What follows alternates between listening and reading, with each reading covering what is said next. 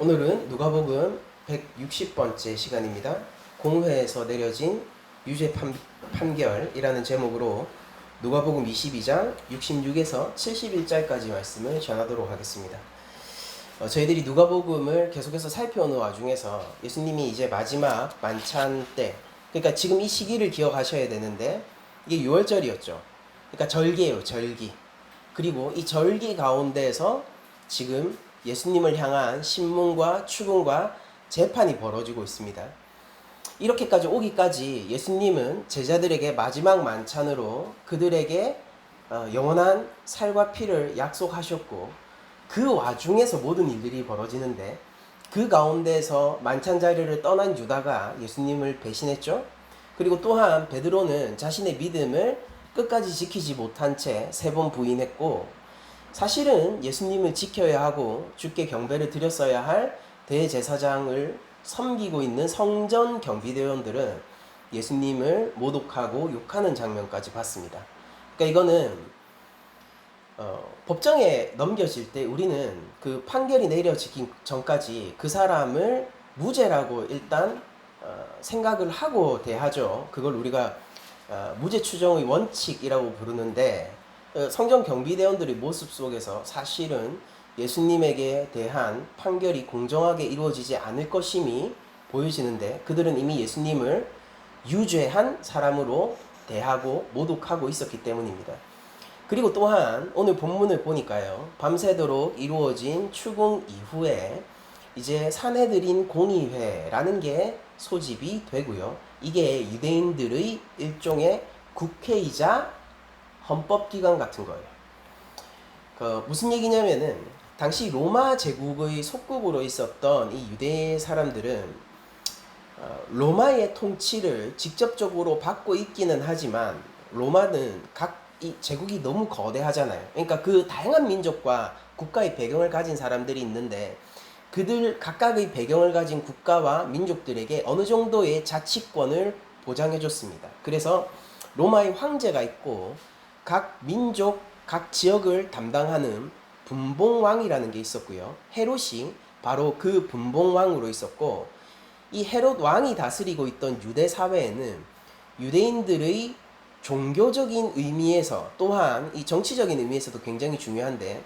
종교적이고 정치적인 의미에서 굉장히 중요한 유대인만의 전통을 가지고 있었던 공의회가 따로 있었어요. 그게 바로 산헤드린 공의회고, 여기에 속한 사람들은 오늘날로 치면 국회의원이자 그 미국 법정으로 치면 배심원과 같은 힘을 가지고 있던 사람들이 이 산헤드린 공의회에 있었습니다. 그러니까 예수님은 지금 공회에 넘겨졌다라고 얘기하는 게 뭘 뜻하고 의미하는 거냐면은, 지금 정식 재판으로 회부됐다라는 거예요. 유대 자치적인. 그리고 여러분들 생각해 보시면, 예수님이 십자가 위에서 달려 죽으셨다는 사실을 생각해 보면은 이 굉장히 중대한 사안이거든요. 그런데 여러분들 오늘날에도 그렇지만 중대한 사안일수록 길고 신중하게 다뤄지는 게 기본일 텐데, 예수님은 단 하룻밤 만에 유대 법정에서 로마 법정까지 넘겨집니다. 그러니까 모든 게 맞아 떨어지고 있는 거예요. 그러니까 잡았습니다. 유다의 배신으로 인해서 예수님을 잡았어요. 밤새 신문하고 아침에 공의회에 넘겨가지고 산헤드린 공의회에서 유죄 판결을 결정짓고, 그리고 로마 법정은 사실 오전에만 움직이거든요. 로마 제국 안에서. 그러니까 그 로마 법정이 열릴 수 있는 시간에, 특히나 빌라도가 그때 당시에 이 유대 자치령인 예루살렘에 와 있었던 거예요. 그러니까 빌라도가 있을 때에 빨리 이걸 회부를 해서 죽여야겠다.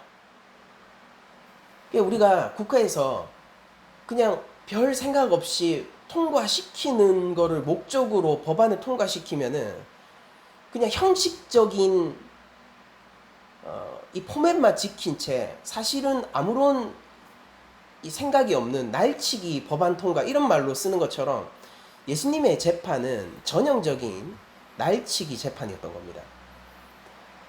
그러니까 빌라도가 떠나기 전에 로마 법정에 세워서 죽이는 게 목적이었어요. 그리고 예수님은 무죄 추정의 원칙을 단 한 번도 적용받지 못했고 일단 확신범이었습니다.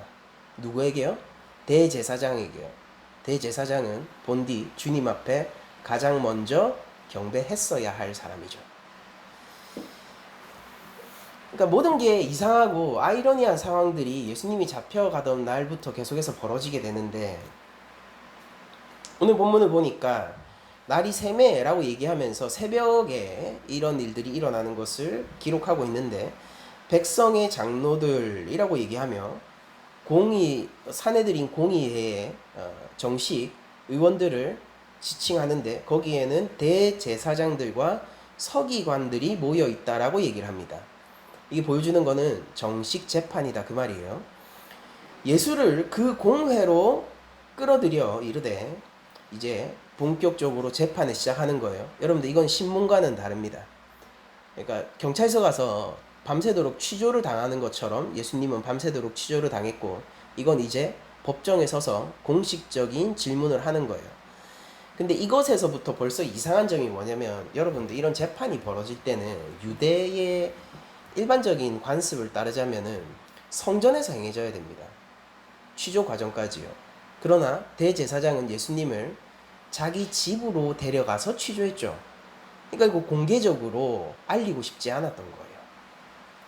공개적으로 알리고 싶지 않았습니다. 그리고 또한 그 자리에는 제자들 또는 예수님을 믿는 사람들이 없었죠. 그리고 우리가 그걸 통해서 알 수 있는 거는 지금 예수님이 어떤 대답을 했고 어떤 질문을 했는지는 예수님의 재판 이후에 바로 사내들인 공의회의 발표에 의해서 공개된 내용이라는 것을 좀 염두에 둘 필요가 있습니다.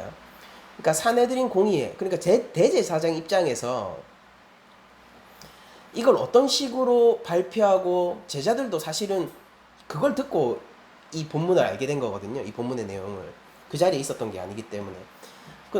근데 사내들인 공의회가 이런 걸 공식적으로 발표했단 말이에요. 우리가 이렇게 취조했고 예수님을 이렇게 예수께서는 이렇게 대답했다. 이거를 얘기를 하는데, 여기에 쓰여 있는 이 말이 대제사장한테는 예수가 죽기에 합당한 내용이라고 발표를 한 내용이고요.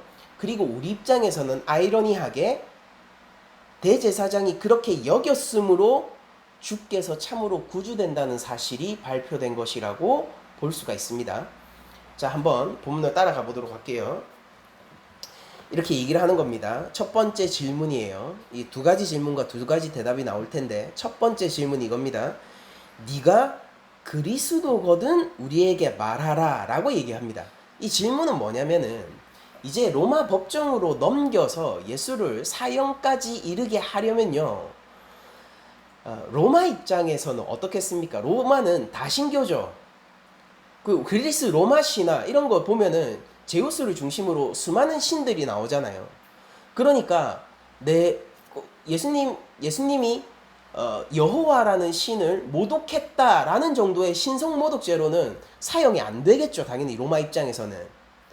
그러니까 지금 로마 입장에서 사형을 내리기 위해, 자기들이 왜냐면은 그 최종 판결권이 없으니까, 자기는 자치구에 불과하니까, 그러니까 로마 법정에서 사형권을 내리게 하기 위해서 필요한 예수님에 대한 혐의는 뭐냐면요, 로마가 사형을 내릴 만한 혐의가 필요하고요. 이 대제사장을 중심으로 한 이 집단은요, 예수님을 죽이기 위해서 예수님에게 이렇게 질문하는 거예요. 네가 메시아가 맞지? 라는 질문을 하고 있는 겁니다.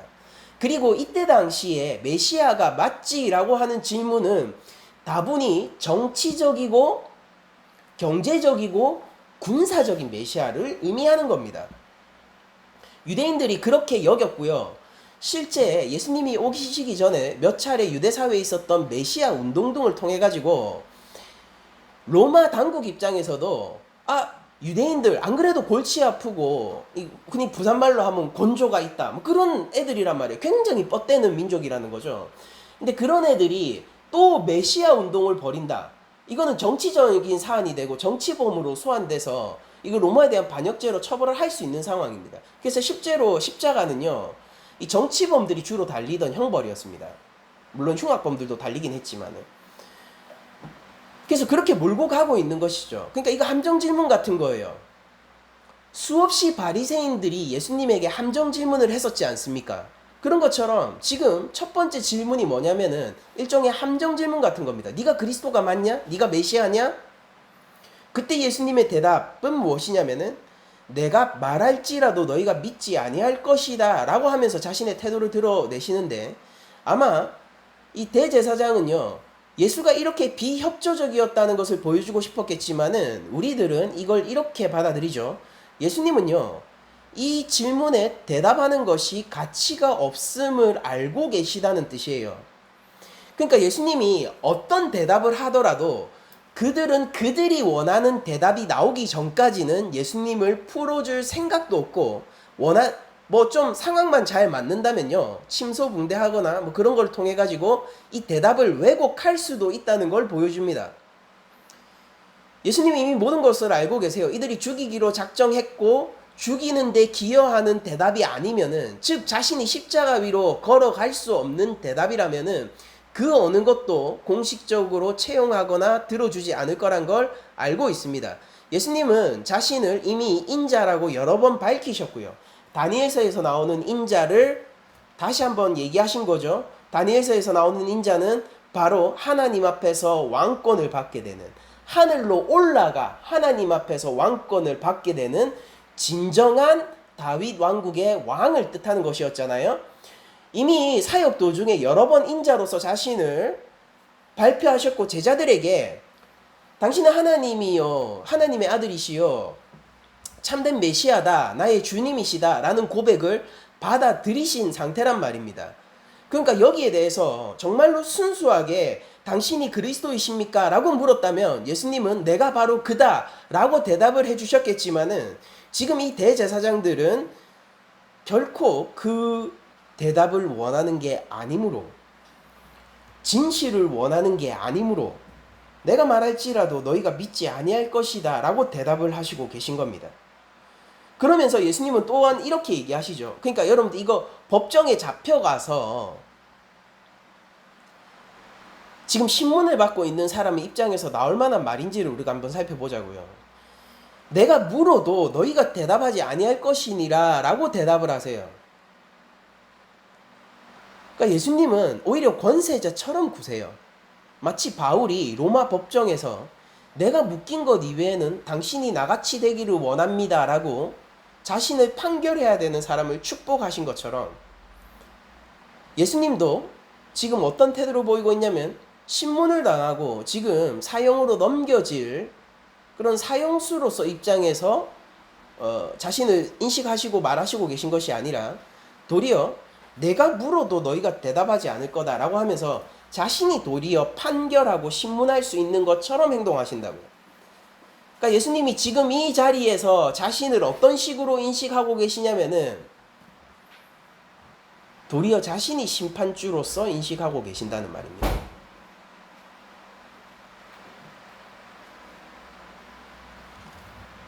내가 말해도 너희가 믿지 않을 거야. 그러니까 난 너희들이 어떤 마음으로 이 질문을 하는지 알고 있어 라는 것이고, 내가 물어도 너희가 대답하지 아니할 것이다.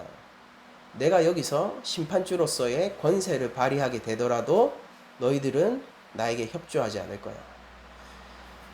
재밌지 않으십니까? 대제사장들은 이 발표를 이렇게 한 거예요. 예수가 이렇게 공의의 권위에 도전하고 성전의 권위에 도전하고 이렇게 비협조적이었다라고 얘기하는데, 예수님은 그 자리에서 어떤 태도를 가지고 있으셨냐면 너희들 왜 나한테 협조 안 해? 라는 태도를 도리어 예수님이 가지고 계셨다는 거예요. 네가 대제사장이면은 하나님의 참된 아들이요 너희의 구주가 될 나에게 협조해야지. 왜 협조 안 해? 69절을 보겠습니다.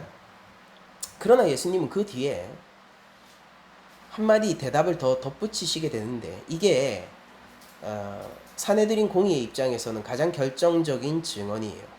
그래서 우리가 다른 이 장면을 적은 복음서들을, 이 평행 본문들을 보게 되면요, 이 말만큼은 공의 모두 들어가 있는 것을 볼 수 있게 되는데, 그게 뭐냐면은 그러나 이제부터는 인자가 하나님의 권능의 우편에 앉아 있으리라 라고 대답하십니다. 이게 그리스도라는 뜻이잖아요 라고 우리가 생각할 수도 있는데, 잘 한번 생각해 보세요.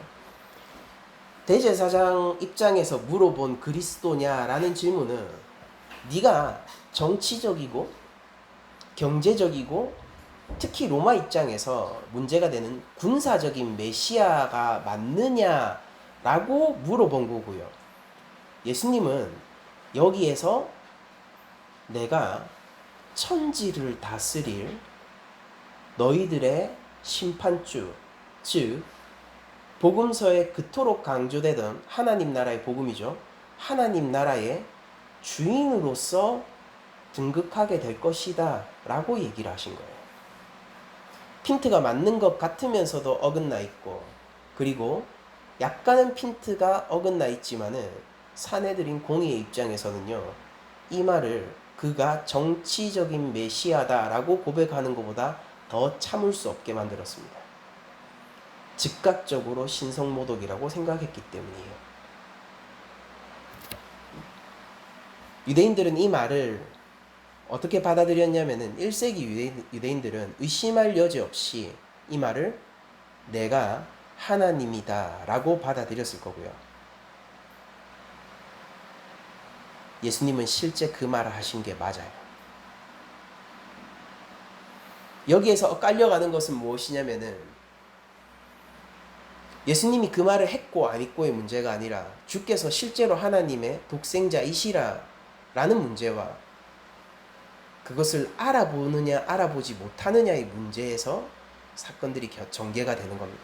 대제사장은 예수님이 하신 말을 정확하게 알아들었고요. 예수님의 고백이 무엇인지 정확하게 알았어요. 그래서 분노했습니다. 그래서 분노했어요. 여러분들, 하나님이 만약에 지금 우리 삶에 오셔서 내가 네 삶의 주인이요 내가 너를 만든 창조주 하나님이다 라고 선언을 하시면은 그 말 자체가 문제가 있는 게 아닙니다. 그 말에 어떤 반응을 하느냐의 문제가 따라오는 거죠. 그리스도를 따른다 라고 얘기하는 그리스도인들도 주께서 우리 각자의 삶 속에서 주권을 주장하실 때에 그것을 수긍하고 그대로 받아들이는 게 굉장히 힘든 사람들이 많다는 걸 저희들이 알고 있죠. 그러니까 때로는 그렇게 생각하기도 해요. 그러니까 왜 그런 말씀 하셨어요? 라고 우리가 도리어 질문을 하기도 합니다. 대제사장처럼 말입니다. 그러나 주께서 주라고 말씀하시는 것이 무엇이 잘못이십니까? 주께서 심판주가 될 것이다 라고 얘기하는 것이 무슨 잘못이 있겠습니까? 그것을 듣기 싫어하는 자들의 잘못 아니겠습니까?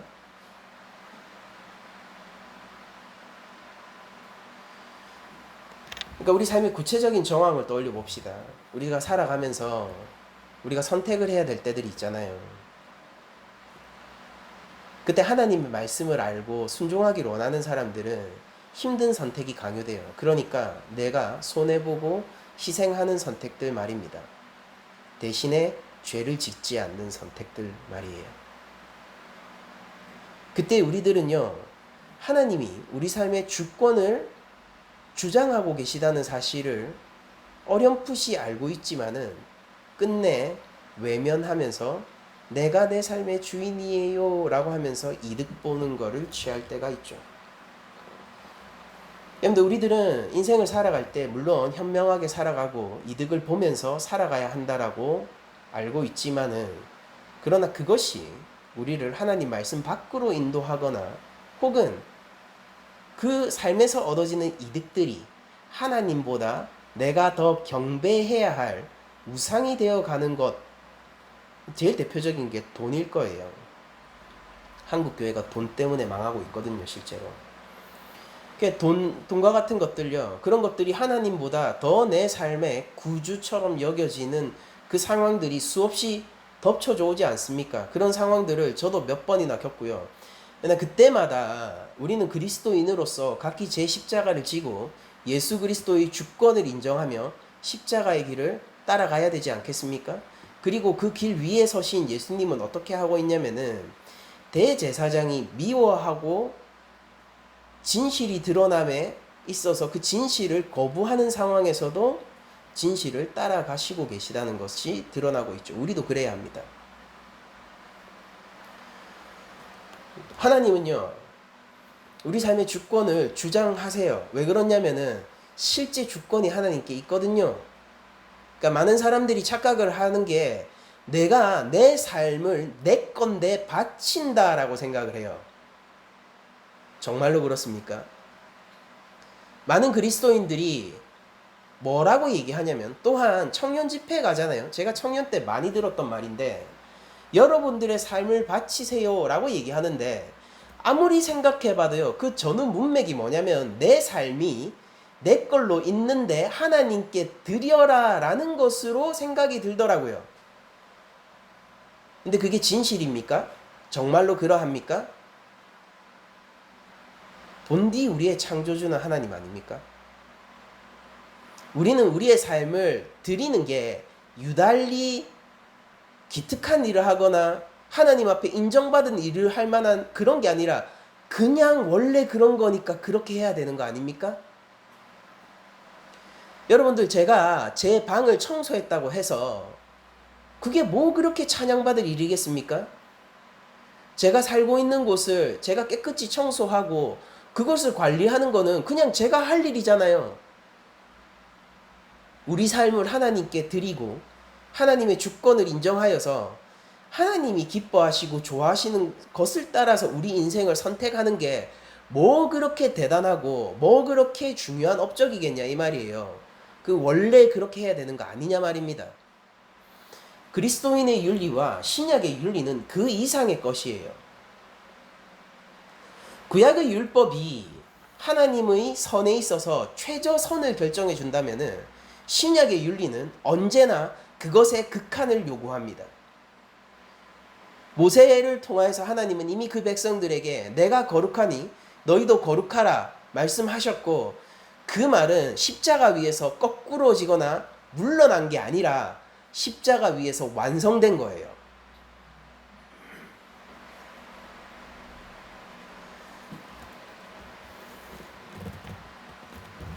그러니까 대제사장의 태도를요, 우리들은 살면서 몇 번이나 이런 태도를 가진 그리스도인들을 만나게 된단 말입니다. 그러니까 제가 지금 뭐 세상 얘기를 하거나 그러고 싶지가 않은 게, 그러니까 우리가 그러면 세상은 말 하나 마나 아닙니까? 복음을 가지고 예수님의 이름을 외치고 있는 우리들이 그러하다면 세상은 말 하나 마나잖아요.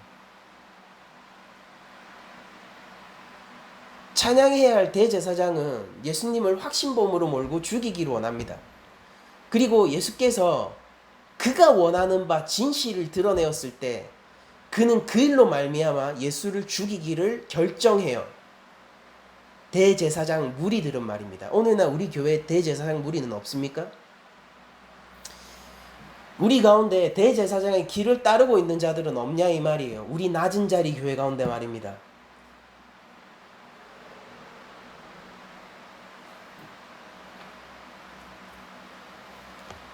예수님은 이런 우리들을 위해서 십자가 위로 올라가십니다.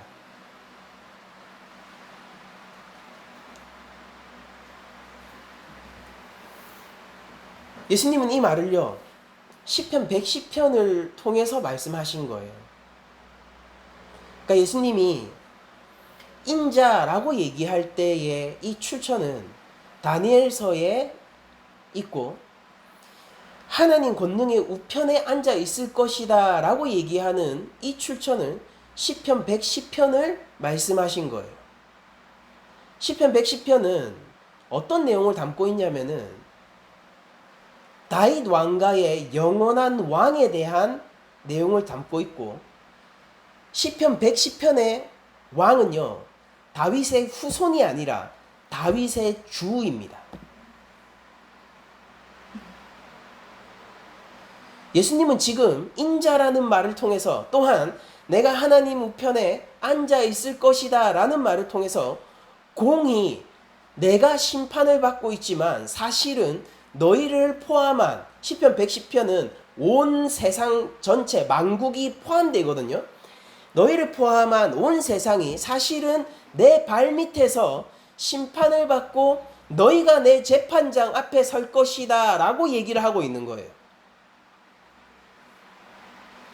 예수님의 십자가는요, 극히 무력하고 약한 십자가죠. 그러나 그곳에 서신 예수님은 틀림없이 만군의 여호와이시며 권능의 주이십니다. 우리가 사랑하는, 우리가 따르고 우리가 구주라고 부르는 우리의 주님은요, 참으로 영존하시는 아버지시요 만군의 여호와시요 권능의 주이십니다. 연약한 자리에 서셨어요. 그것이 그분을 연약한 것으로 증명하는 것이 아니라 연약한 자리에 서 있기 때문에 그분은 권능의 주이신 것입니다. 여러분들, 그 어떤 사람이 이 자리에 가서 우리의 죄를 대속하는, 여러분들 그냥 독립운동가들이 서는 그런 자리가 아니에요. 공의 성부에 의해서 우리의 죄를 대속해야 하는 이 무죄한 자만이 갈 수 있는 이 자리에 서서 여기에서 이 백성들의 배신과 사랑하는 제자의 배신과 하나님 아버지, 여러분들 성삼위일체 가운데서 영원히 한 분인 그분이 끊어졌단 말이에요. 성부께서 버리는 그 자리에서도 권능의 주의 영광을 유지할 수 있는 사람이 누가 있단 말이에요. 바울이 그러합니까? 베드로가 그러합니까? 아니면 우리 중 누군가가 그러합니까? 주께서 이 자리에 서셨다는 것, 사내들인 공의에 서셔서 이들의 터무니없는 질문 가운데 진실을 말하시고 계시며 그 가운데서 권능의 주로서 심판주로서 자신을 표명하고 계시다는 사실은요, 우리로 하여금 우리가 왜 예수님을 따라야 하고 그분을 구주로 붙들어야 하는지에 대해서 더욱더 밝히 드러내는 자리란 말입니다. 바울은 자신의 약한 것을 자랑으로 삼습니다. 바울은 오늘날로 치면은요, 엘리트 중에 엘리트예요. 그러니까 뭐 서울대 나와서요, 사회 엘리트로서 예비되어 있고, 그리고 사람들 사이에서도 가장 촉망받는 인재 정도로 알려진 사람 아니었겠습니까? 오늘날로 치면은. 근데 그 모든 것을 무효하게 여기고 자기의 약함을 자랑으로 여기죠. 왜 그렇습니까?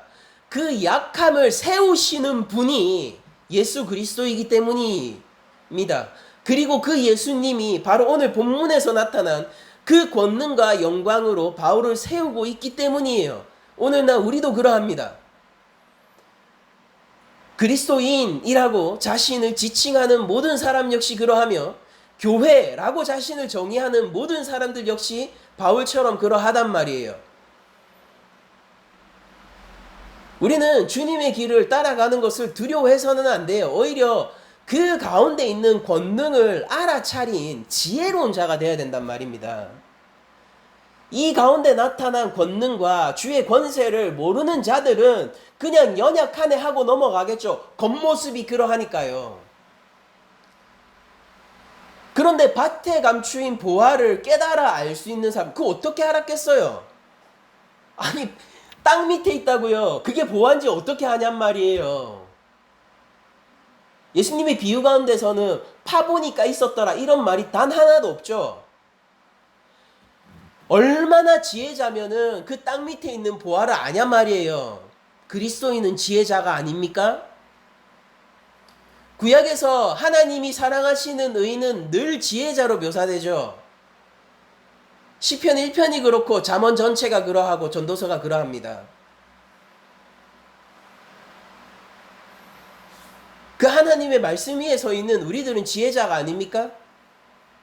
여러분들 오늘 본문, 그러니까 예수님 이 첫 번째 질문에 제가 계속 집착을 하고 있는데, 오늘 본문 가운데에서 무력하게 신문당하고 유죄 판결을 당하고 있는 예수님 가운데에서 보물을 발견할 수 있는 자가 있다면은 그냥 예수님 따르는 게 현명한 거예요. 그게 참 지혜자의 길이고 구약이 말하는 여호와를 경외하는 자의 길 아니겠습니까?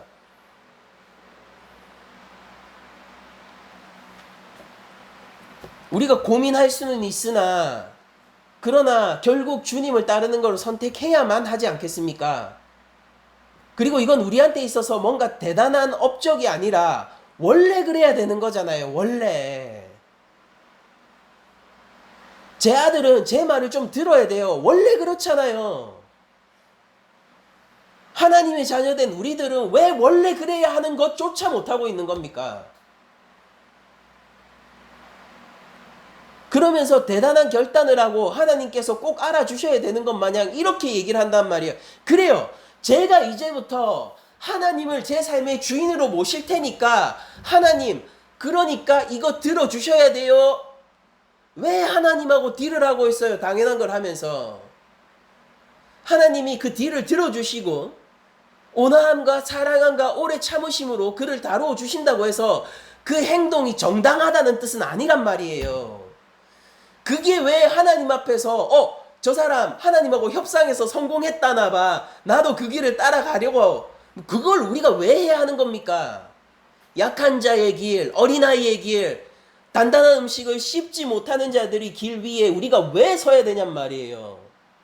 우리는 성숙한 그리스도인이 당연히 돼야 되잖아요. 당연히 주 앞에서 자라나야 되는 거 아닙니까?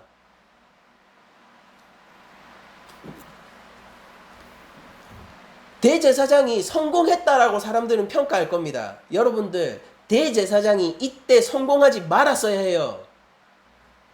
대제사장이 참으로 지혜롭고 이 함정이 얼마나 교묘한지 무죄한 예수 그리스도를 십자가 위에까지 끌고 갔다. 그의 정치적인 능력과 그가 가지고 있는 집단의 힘은 얼마나 대단한가라고 사람들이 평가를 했을 거란 말이에요. 여러분, 그때 그는 이 함정이 스스로를 올가매는 피할 수 없는 함정이었다는 것을 깨달았어야만 해요.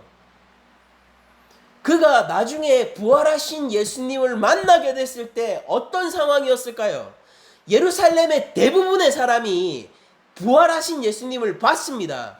물론 이 대제사장이 부활하신 예수님을 봤는지 아닌지 성경에 기록이 없으므로 제가 이거는 그냥 추론의 영역이고 그냥 상상의 영역이기는 하지만 그냥 한번 상상해 볼게요. 여러분들, 부활하신 예수님을 손에 못자국 나시고 옆구리에 창자국 나신 그 부활하신 예수님을 이 대제사장이 먼 발치에서라도 지켜보게 되었다면은 그의 삶에 덮치는 두려움은 어떠했겠습니까? 그가 자랑스럽게 발표했던 예수가 자기가 하나님의 아들이라고 대답했대, 그가 하나님 우편에 있겠다라고 감히 대답했대라고 발표한 그 공표문이 얼마나 초라하고 두렵게 자기에게 덮쳐왔겠습니까? 여러분들, 그러니까 우리가 지금 잘 되는 길을 선택하는 게 아니에요. 우리 그리스도인들은 하나님이 살려주신 길을 선택하는 거지, 지금 잘 되는 일을 선택하는 게 그리스도인의 길이 아니란 말입니다. 예수님이 십자가 위에서 죽으심으로 말미암아 우리에게 영생을 주셨습니다. 저는 문자 그대로 얘기하는 거예요. 저는 이것을 역사적 진실로 믿습니다. 객관적인 사실로 믿습니다. 그것으로 말미암아 우리를 하나님 나라로 인도하시고 그것으로 말미암아 우리에게 영원한 하나님 나라의 권세에 참여하게 하셨단 말이에요. 본디 성부 성자 성령 간에 누리는 그 하나님의 영광, 천사마저 부러워하는 바 그 영광을 우리와 함께 누리기로 하셨단 말입니다. 그 길을 가고 있는 중이잖아요. 중간에 좋은 숙소가 있으면은 그것을 자기의 집으로 삼는 것은 여행자가 아니죠. 5성급 호텔 있다고 해서 여러분들 그 5성급 호텔이 평생 여기 집으로 내어줄게 라고 하면은 정말로 거기서 머무를 생각입니까? 그리스도인의 시선은 어디에 있는 거예요? 우리는 무엇을 바라보고 있는 것입니까? 우리는 눈에 보이는 것들을 따라가는 자들과는 다른 자들이잖아요. 초라한 십자가에서 왕의 권능을 발견하는 게 본디 우리 아닙니까? 연한 순 같고 흠모할 만한 것이 하나도 없는 그 예수님을 보면서 나의 사랑하는 신랑이여, 내가 영원히 따라갈 나의 영광의 주다라고 고백하는 게 계시록에 나와 있는 순결한 신부로서의 참된 교회 아니냔 말이에요. 우리가 복음을 떠나면 아무것도 아닙니다, 여러분. 우리가 복음을 떠나면은 여러분들 우리는 즉각 초라해질 뿐입니다. 우리가 복음을 떠나면은 우리의 어리석음이 차라리 다행이에요. 주님을 떠난 이 간교함들은, 지혜라고 불릴 이 간교함들은 더 큰 올무로 그들에게 작용할 것이기 때문입니다. 우리는 지혜로워야 하되 하나님 안에서 지혜로워야 하고, 우리는 강하되 주 안에서 강해야 되는 존재들이에요. 그리고 그것은 밭에 감추인 보화를 발견하는 정도의 지혜자만 갈 수 있는 길입니다. 그러면 여러분 굳건히 서십시오. 믿음 가운데 굳건히 서셔야 합니다. 그럼 속지 마세요. 믿음을 붙드시고 나를 구원하신 예수님을 따라가면 됩니다. 심플하잖아요. 아주 단순해요. 다만 끊임없이 확인하세요. 하나님이 내 아버지 진짜 맞는지, 예수님이 나의 사랑하는 신랑이 맞는지 끊임없이 점검하면서 그 뒤를 따라가면 되잖아요. 시선 돌아가면은 어떻게 되느냐? 야, 여기 5성급 호텔이네. 야, 여기 비난의 거리네. 약해지고 물러날 뿐입니다. 여행을 하십시오. 여기가 우리의 본향이 아닙니다. 여행을 하십시오. 그리고 좋은 소식이 있다면 주 예수 그리스도는 우리를 과거, 현재, 미래의 모든 죄로부터 구원하셨다는 사실이에요. 쓰러지지 마세요. 죄가 나를 먹도록 놔두지 마세요. 자신의 죄를 자신이 책임지려고 하지 않고 다만 주를 의지함으로, 그러나 주의 말씀을 따라 그냥 걸어가십시오. 강하셔야 돼요. 지금 시대에는 그게 필요합니다. 굳건하셔야 돼요. 믿음을 우리가 서로 응원하고 지킵시다. 본문을 계속 보면은 예수님의 이 결정적인 신성모독적이라고 여겨질 만한 그러나 진실인 이 대답 뒤에 이제 대제사장 무리들은요, 원하는 대답을 다 얻어서 이렇게 확인해요. 다 이르되 그러면 네가 하나님의 아들이냐? 그러니까 재확인하는 거죠. 이 두 번째 질문은 사실은 첫 번째 질문에 있어서 결정적인 대답이 나왔기 때문에 그걸 확인하는 작업의 질문이거든요. 네가 하나님의 아들이냐? 이렇게 얘기합니다. 그러니까 예수님이 뭐라고 얘기하시냐면 너희들이 내가 그라고 말하고 있다라고 얘기해요. 이것도 예수님의 태도가 어떠세요? 대제사장은 잡았다라고 얘기를 했거든요. 근데 예수님은 뭐라고 하느냐면은 그 잡았다라고 얘기하고 있는 그 자들의 입을 통해서 내가 주임을 밝히고 계세요. 여러분들, 저는 제가 금요일날 요한계시록 강의도 하고 있잖아요. 그걸 왜 하느냐면은 한국 교회가요, 이단적인 종말론이 너무 많고 특히나 선교단체를 중심으로 한 세대주의적인 종말론들이 너무 많아가지고 제가 그걸 하고 있는 거긴 한데, 그러니까 우리의 종말론은 이런 거예요. 주가 오실 거야 라고 해서 우리를 두려워 떨게 하는 게 아니에요. 주가 오시기를 바라는 우리들이 주가 오실 거야 라는 그 말에 힘입어 오늘을 일어나 살 수 있게 하는 거죠. 주가 오실 거야 라는 게 자기의 자리를 버리고 성교지로 가라라는 식으로 쓰이는 게 우리의 종말론이 아닙니다. 주가 오신다 라는 말 때문에, 그래 그게 확실하지, 내가 역사의 과정은 모르나 역사의 끝은 알고 있으니까 지금 모르겠지만 내 자리를 지키고 내가 영광의 길로서, 내가 하나님 백성 아니라고 사람들이 뭐라고 얘기해도 그러나 나는 하나님의 백성으로서 오늘을 살게 하는, 오늘을 추동하는 원동력으로 쓰이는 게 본디 우리의 종말론이에요. 어쨌든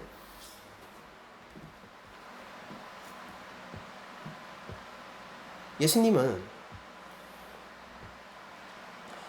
네가 하나님의 아들이냐라는 말을 통해서 그들이 내가 그임을 증명하고 있다라고 하는데 이게 마지막 날 벌어질 일이라고 똑같아요. 지금 하나님이 없다라고 살아가고 있는 사람들 있잖아요. 좋아요. 그럴만하다고 생각해요. 그럴만해요. 누가 땅 아래잖아요. 밭에 묻힌 보화를 누가 발견할 수 있습니까? 좋아요. 죄 가운데 오염되고 타락한 그들이 지금 하나님을 모른다 하는 거 저 충분히 이해하고요. 저 역시 무신론자였었잖아요. 그런데 주께서 이제 모든 영광을 감추고 오시는 것이 아니라 자신의 영광 그대로 다시 오실 그날이 되면요. 그 하나님을 모르는 자들의 입에서도 주께서 영광의 주님이심을 고백하게 되는 날이 옵니다.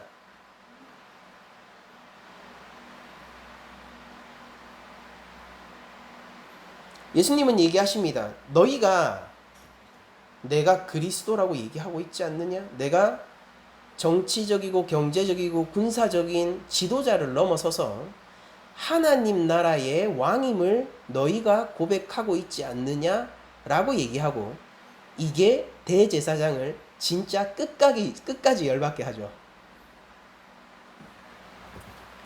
그러니까 대제사장의 태도는 한결같아요. 주님의 태도도 한결같고요.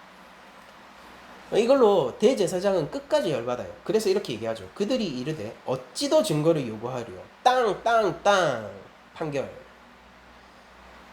우리가 어찌 더 그 증거를 요구하리요. 우리가 친히 그의 입에서 들었노라 하더라 라고 얘기를 합니다. 이게 공에서 내려진 유죄 판결의 과정입니다.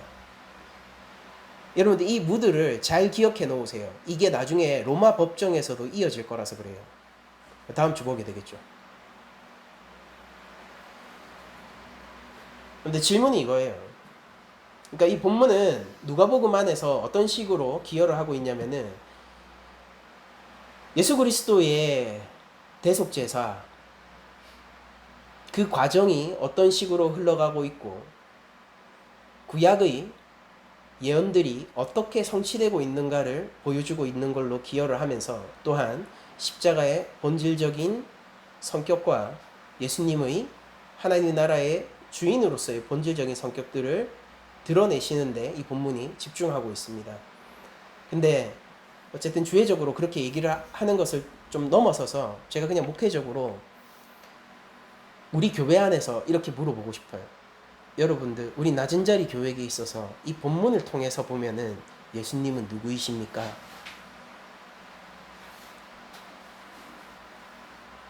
우리가 낮은 자리 교회라는 이름으로 모였는데 그렇다면 우리가 본디 한 성령 한 고백 안에서 우리가 인식하는 그분이 같은 분이어야 할 텐데 조금씩 다르게 느끼고 개인적으로 고백을 조금 달리 한다 하더라도 우리가 같은 분을 향해서 그렇게 해야 하는 것이 정상일진데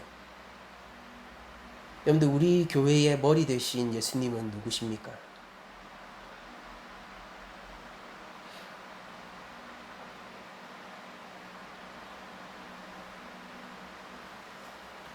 우리 삶에 드러난 하나님은 어떤 분이십니까? 가히 그분은 생명의 창조자이시오. 온 우주 만물의 창조자이시오. 나에게 영생을 주기 위하여 독생자마저 아끼지 아니하신 나의 아버지가 맞습니까?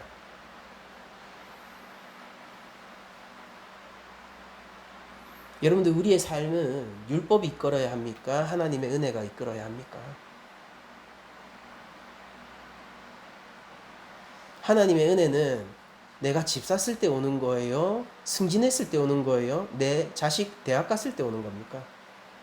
아니면은 내가 언제 어디 어떤 자리에 있든 예수 그리스도를 바라볼 때 오는 겁니까?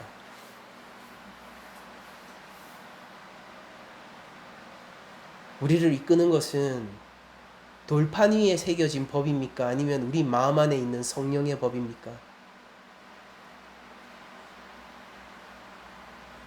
세상 사람들에게 진리는요, 법칙이고 명제입니다. 우리에게 진리는 살아계신 인격체예요. 그러니까 세상 사람들이 이거를 이해를 못해요. 믿지 않는 자들과도 제가 여러 번 얘기를 해봤는데 이 자체를 몰라요. 그러니까 우리 기독교의 진리의 기반이 살아계신 하나님으로부터 출발한다는 이 개념 자체를 이해를 못합니다. 그래요. 아는 대로 하겠죠. 그들은 결국 돌판 위에 적힌 법을 따라가다 망할 것이고, 우리들은 살아계신 성령님을 따라 구원을 얻을 것입니다. 그러니까 예수님 누구냔 말이에요.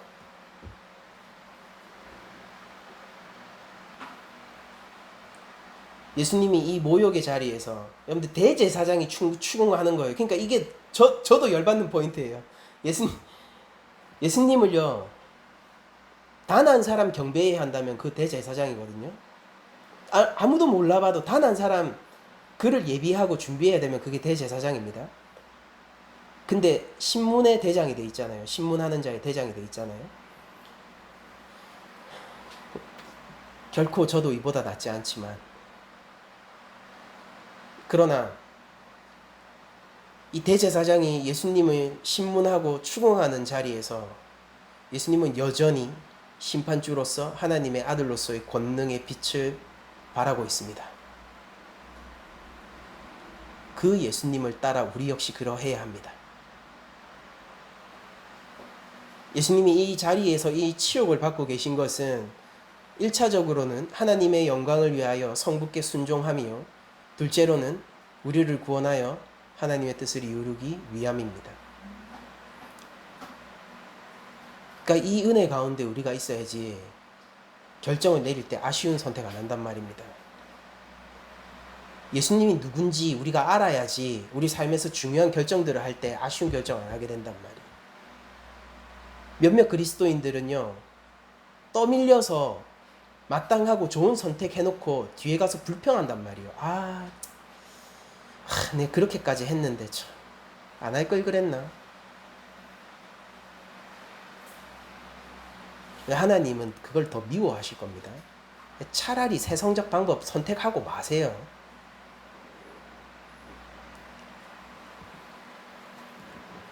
기쁨과 즐거움으로 따를 수 있는 길이 십자가의 길임을 저는 믿습니다. 그러니까 물어보는 거예요. 그러니까 그 길 위에 계신 예수님이 누구냔 말이에요. 저는 자기를 죽이고 이제 내가 죽고 주 예수 그리스도만으로 사는 삶이 억지로 떠밀리는 삶이 아니라 우리의 열망이요 소원이라고 저는 믿습니다. 모든 그리스도인, 예수를 구주로 고백하는 자들의 공통된 열망이라고 저는 믿습니다. 그래서 질문하는 거예요. 그러니까 그 예수님이 누구냔 말이에요.